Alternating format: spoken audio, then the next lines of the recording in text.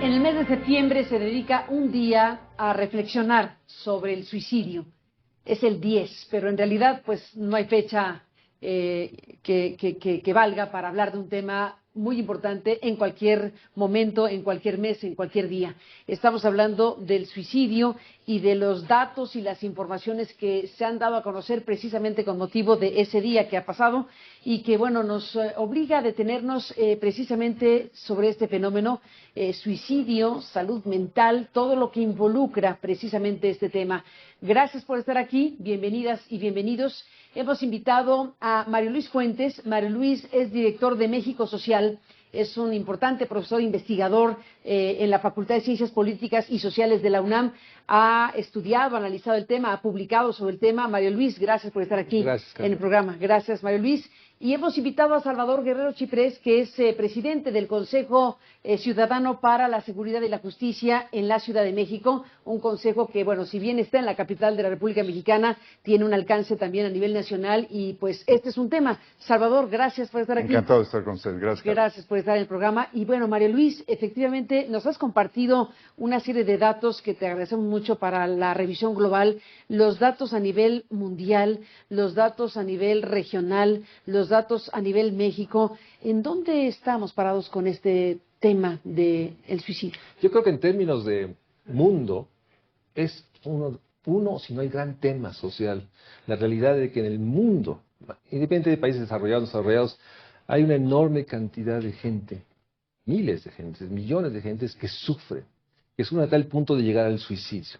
Y las cifras que tenemos nos dan cuenta que ha crecido obviamente después del COVID, pero se ha sido más visible después del COVID, por lo que implica. Atrás del suicidio está sufrimiento, dolor, soledad, ansiedad, llamamos depresión y ansiedad. Entonces lo que nos damos cuenta es que México está inserto en el mundo, en donde aún países como Estados Unidos o Canadá, que podríamos decir, o Uruguay, no podríamos decir que son países con más desarrollo, viven 2 veces o 3 veces la tasa de suicidios de México.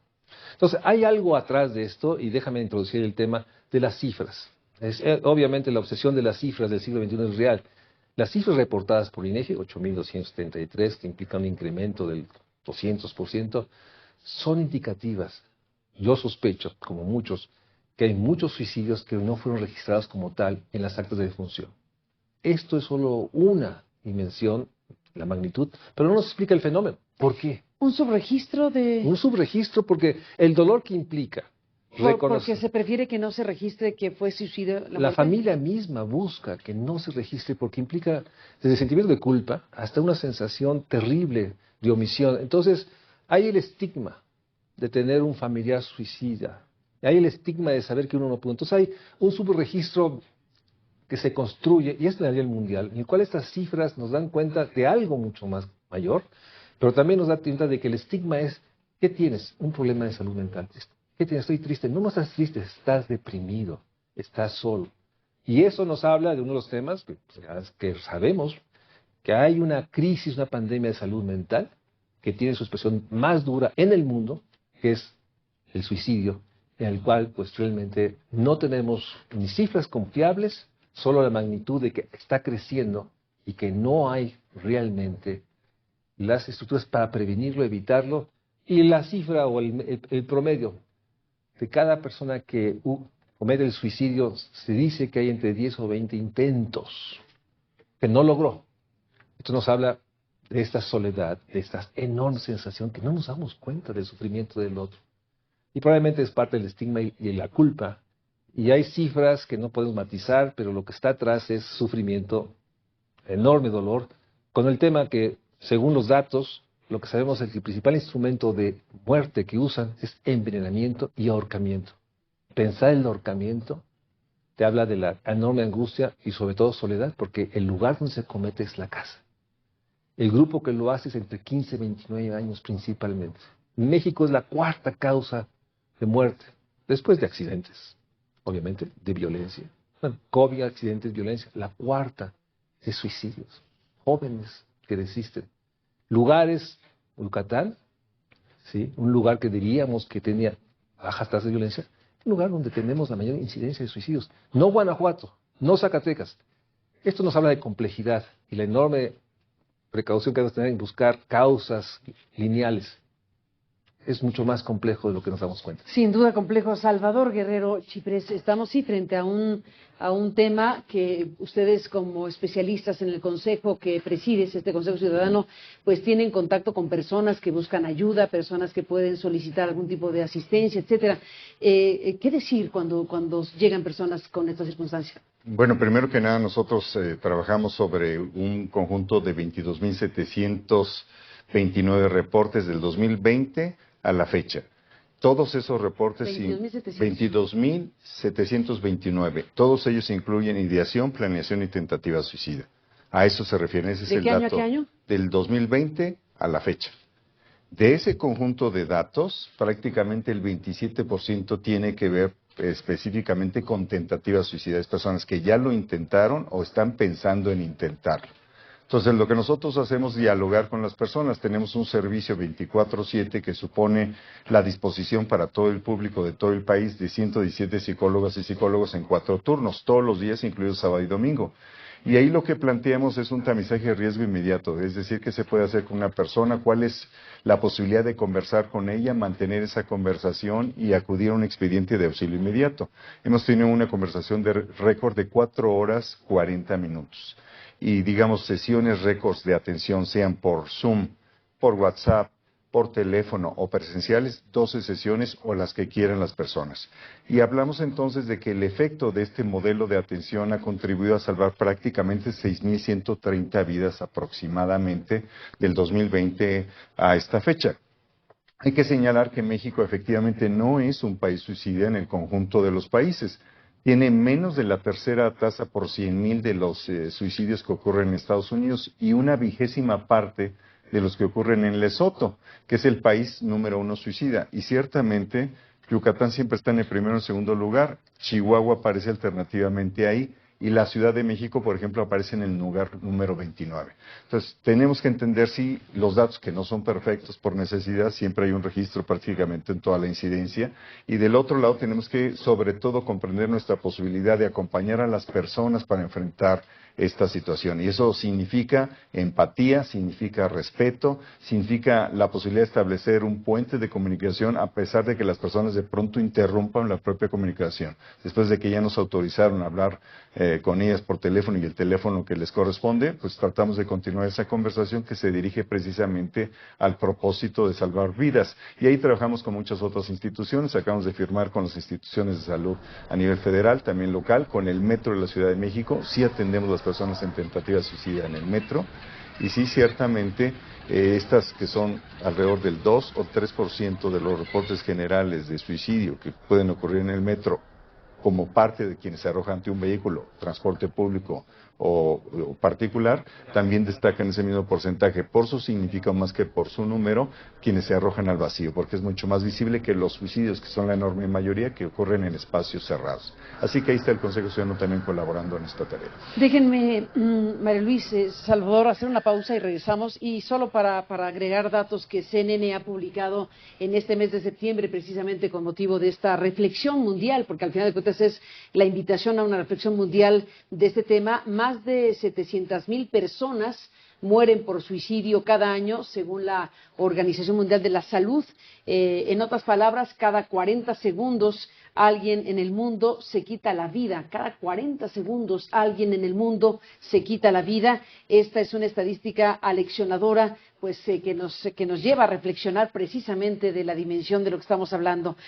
Como ha dicho nuestra colega Sandy Lemotte de CNN, la conciencia de las realidades del suicidio puede ayudar a las personas a ver estas muertes con más comprensión y más compasión, darse cuenta de la importancia de ayudar a otros a obtener ayuda y abordar sus propios problemas de salud mental si tienen dificultades, como dice la Alianza Nacional sobre Enfermedades Mentales. Hay mucha información al respecto, es un tema del cual se ha hablado ampliamente en este año y en este mes en particular, así que regresamos después de la pausa y seguiremos conversando con nuestros invitados. Volvemos.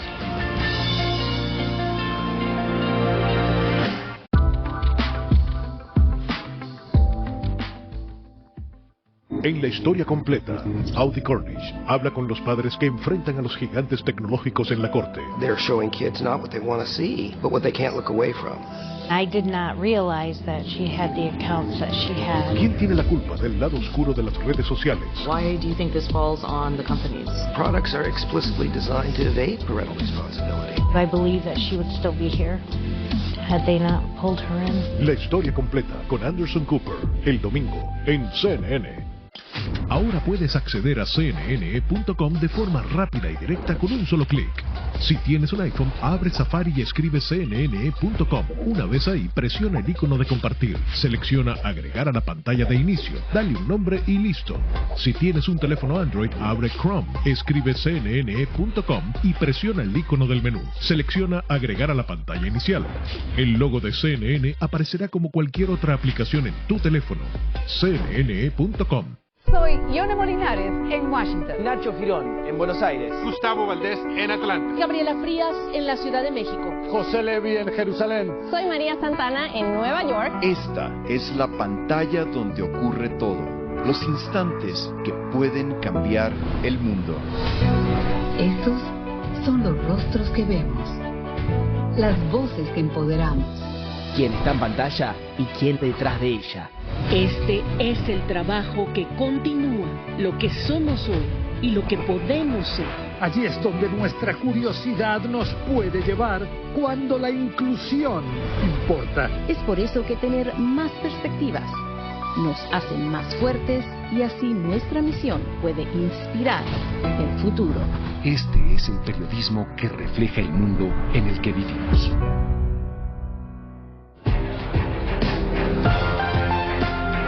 GNP te lleva al Fórmula 1 Gran Premio de la Ciudad de México 2023, presentado por Heineken. Asegura tu auto con GNP y participa por un boleto doble. Del 1 de agosto al 6 de octubre. Contrata o renueva tu seguro con tu agente GNP o en gnp.com.mx. Es rapidísimo. Vivir es increíble. GNP Seguros. Pagar tus servicios Easy desde la Easy App es muy fácil y rápido, y además seguro. Entra a la sección Pago en línea, ingresa los datos de tu tarjeta o elige pagar con tu cuenta PayPal y listo. Además, puedes hacerlo en cualquier momento y desde cualquier lugar. Y lo mejor, tu pago se refleja de inmediato. Ahorra tiempo y despreocúpate de las fechas de pago. Llévatela fácil, llévatela Easy.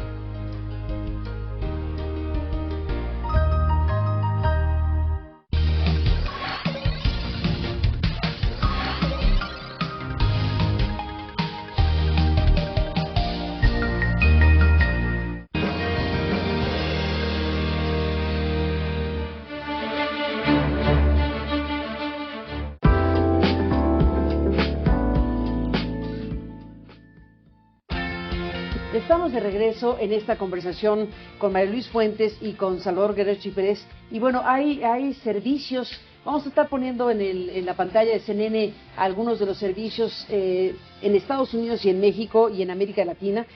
Por ejemplo, está el 988. El teléfono, la línea 988 de prevención del suicidio y crisis en Estados Unidos. Si usted nos está viendo en Estados Unidos, bueno, tiene ahí el dato de 988 que brinda apoyo gratuito y confidencial las 24 horas del día, los 7 días de la semana para personas que están pasando por momentos difíciles. Y se ofrecen recursos de prevención y de manejo de crisis para la persona que está en la circunstancia y los seres queridos que están rodeándolo. Así que están el 988, el Lifeline, que ofrece estos servicios gratuitos en español, las 24 horas del día, los 7 días de la semana. Y bueno, pues ahí está para tenerlo en el registro y como parte de lo que se hace. Están muchos servicios a nivel internacional, en España, en Estados Unidos, en América Latina. ¿Cómo conducir una circunstancia de esta naturaleza? ¿Cómo comprender lo que está ocurriendo para ayudar al final de cuentas? Yo creo que parte es el sentido de un programa como estos, hacerlo visible. Se pierden las enormes cifras de homicidios o desaparecidos. Necesitamos centrar lo que significa, cuál es qué nos dice esta realidad. En el caso de México, tú hablabas en el mundo, en el caso de México se dice, INEGI haciendo las transpolaciones, que cada hora tienes alrededor de 203 suicidios en promedio durante este programa. Salud. Y obviamente hay que sumar lo que viene Salvador. O sea, las personas que piensan en suicidarse por un motivo de estrés, de angustia, de dolor, y en ese sentido hay que hacerlo visible y generar esta empatía. O sea, que es una empatía al problema de salud mental. No tenemos la empatía. Y hay un tema real, o sea, los servicios, buenos que son, la verdad es que tenemos un déficit de psiquiatras, de psicólogos, de trabajadoras sociales que trabajen en esto. Yo lo veo por la universidad misma. Jóvenes que en la facultad de psicología hablan al teléfono, ¿no? Pero el problema es de que develamos un problema de salud mental, depresión, ansiedad, que requiere tratamiento, que requiere largo plazo de acompañamiento, porque estos jóvenes, y eso es un tema que explorar, estamos hablando de entre 15 y 29 años, el principal grupo. Entre 15 y 29, lo has dicho varias veces. Ese es un grupo, el principal grupo de personas que se suicidan. Esto nos refleja falta de oportunidades, falta de pertenencia, falta de afectos, falta de un entorno. O sea, nuevamente, no es cualquier cosa que un país como el nuestro, con este nivel de desarrollo, tenga en este grupo la gran frustración de vida, la desesperanza como palabra, ¿no? Y en ese sentido creo que sí hay que dar cuenta de los factores que pueden atender a los que ya están en esa crisis, pero la complejidad de los factores que estructuran la ansiedad, la angustia, la tristeza y el suicidio. Y ahí tenemos las otras palabras: soledad, enorme desesperanza, pobreza, marginación, ¿no? Y una soledad, que eso nos hizo evidente el COVID. Estamos viviendo los efectos de la década que el COVID generó y no hemos logrado centrarlo. Por eso la importancia, primero, la pregunta es, ¿cómo podemos ayudar a hacer visible que tenemos un gran tema que va más allá de... Es una violencia de otra de magnitud, porque la violencia no solo es al ser mismo que comete el suicidio, la violencia sale todo el entorno, que no acompañó, que no estuvo, que no se dio cuenta. ¿Qué decís, Salvador? Bueno, en principio hay, como en muchas otras áreas de las ciencias sociales o las ciencias exactas, tres corrientes. Respecto al suicidio, hay quienes sostienen, y hay literatura que se ha discutido mucho sobre eso en Europa y en Estados Unidos, que insiste que hay personas que es imposible evitar que se suiciden porque nacen con una cierta tendencia definitiva. Hay otra corriente que se ubica en el otro extremo, que dice que todas son causas estructurales y que todo tiene que ver con el medio ambiente, y una que gravita oscilando entre ambas. Esas tres teorías y literaturas existen ahí. Con independencia de ello, los datos que nosotros tenemos en el Consejo Ciudadano nos indican, en principio, que hay ciertos detonadores del tema del suicidio y tres tipos de luto muy importantes. El primero es el que tiene que ver con la pérdida de una relación sexual o amorosa muy importante. El segundo, que tiene que ver con la pérdida del trabajo después de décadas de estar siendo identificado con él, como parte de él. Y el tercero, con el duelo, la ausencia material definitiva de una persona a la que uno apreciaba mucho y que formaba parte esencial de la propia vida. Estos tres detonadores pueden introducirse en un momento donde hay otros, sí, elementos estructurales, y durante la pandemia, cuando menos durante 5 de los 24 meses más álgidos de la misma, advertimos que se quintuplicó el número de reportes que tenían que ver con suicidio. Pero ahí había el tema del desempleo, la pérdida de oportunidades, el confinamiento, la angustia agregada por el entorno y diversas circunstancias de todo tipo. Y otros elementos que están en los datos que tenemos nosotros y que también están en la literatura. En todos los casos, sí, sostenemos en el Consejo, se puede asistir inclusive a las personas que eventualmente forman parte de ese primer grupo, que tiene una tendencia eventualmente muy temprana a depresión profunda. El 80% de la población mexicana, y sostengo de América Latina, va a tener una crisis profunda de depresión en la vida. Y sí es probable que algunas de las personas que tienen más tendencia a suicida tengan eso varias veces al mes.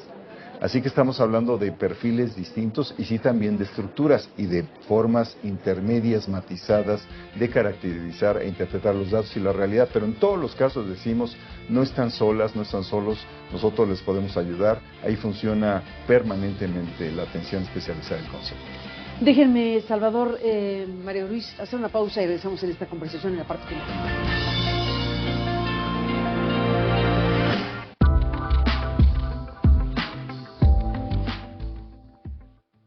El sábado, Juan Carlos Arciniegas entrevista a la directora de cine H. Alberto y su reciente film, Aristóteles y Dante, descubren los secretos del universo. My name's Dante.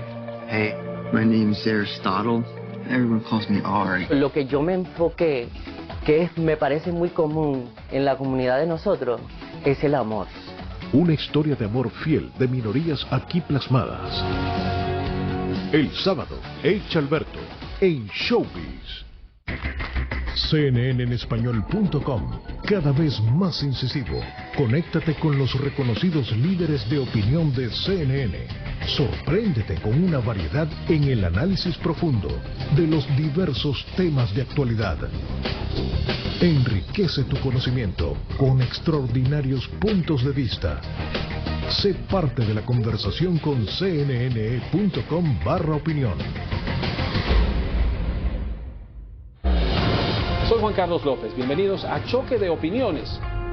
En la diplomacia, ¿saben bien? Lo que se dice en privado no es lo que se dice en público, pues acá sabemos qué es lo que se dice en privado. Choque de Opiniones, el domingo en CNN.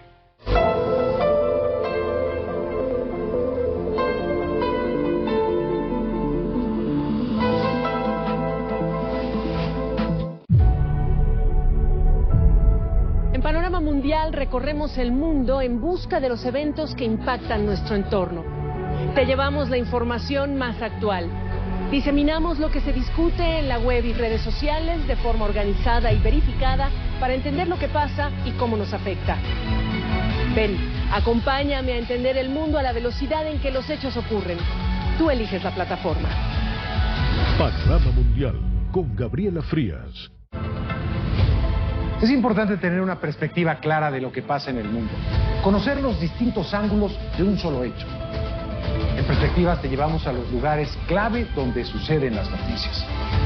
Entrevistamos a los personajes centrales de las historias. Es un programa donde te ofrecemos una visión amplia y objetiva del mundo en que vivimos. Acompáñame y conoce todas las perspectivas. Perspectivas con Mario González, de lunes a viernes, en CNN.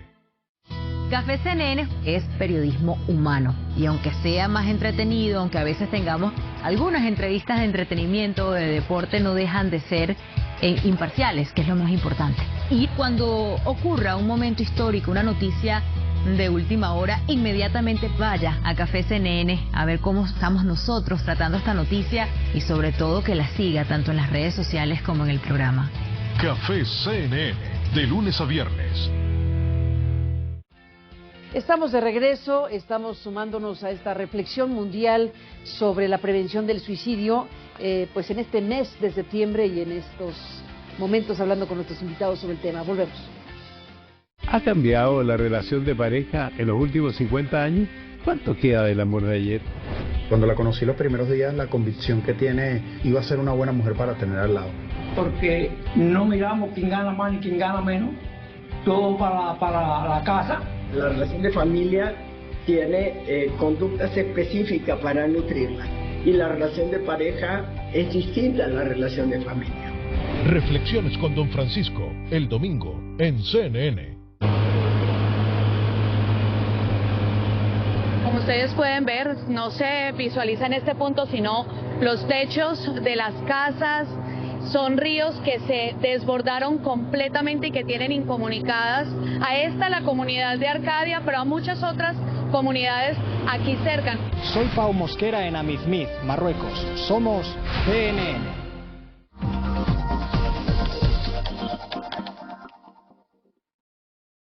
El punto es que sea como sea, con las diferencias, con las peculiaridades de cada país, con las decisiones que se hayan hecho en cada país del tipo de economía que se quiere tener, es tremendamente importante y es relevante y definitivo y tiene que ver con el desarrollo luego económico, el que haya un consenso de mínimos de a dónde se quiere llegar en el tema económico, más o menos con matices, pero más o menos entre todas las partes, que no se ponga en duda cada 4 años cada vez que haya elecciones. Ese es el punto. Es así, exactamente. ¿no?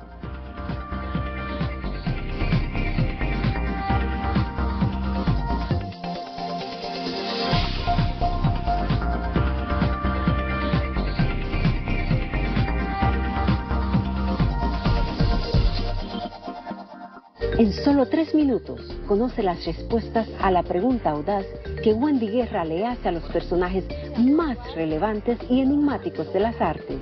Pintura, escultura, diseño, música, teatro, gastronomía, literatura y del periodismo. Disfruta de estas historias enriquecedoras de la mano de Wendy Guerra. Visita cnne.com/Wendy Guerra. Este es el trabajo que continúa, lo que somos hoy y lo que podemos ser. Este es el periodismo que refleja el mundo en el que vivimos.